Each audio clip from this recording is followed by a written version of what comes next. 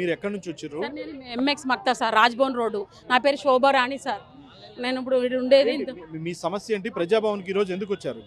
Sir ఇది ration card, voter card, ఇది ration card, ఇంటి పేపర్లు వస్తాయని చెప్పి అన్నారు సార్ ఇంటి పక్కన వాళ్ళు.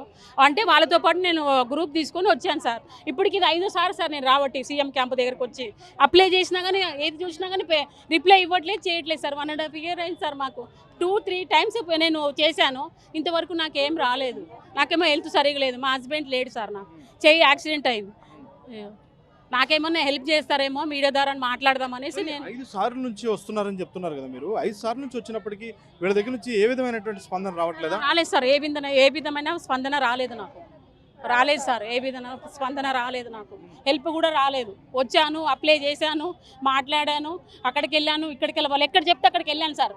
పేపర్స్ కూడా ఉన్నాయి, కానీ నాకు ఏ స్పందన రాలేదు.